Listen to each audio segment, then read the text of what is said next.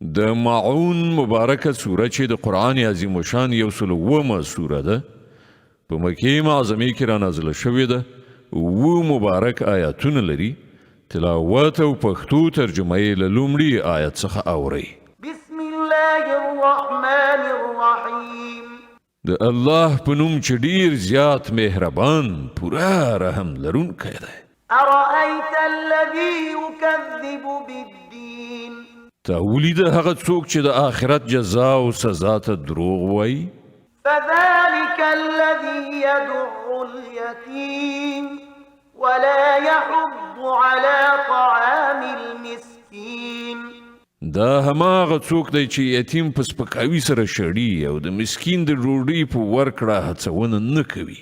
فويل للمصلين الذين هم عن صلاتهم ساهون الذين هم يراءون ويمنعون الماعون.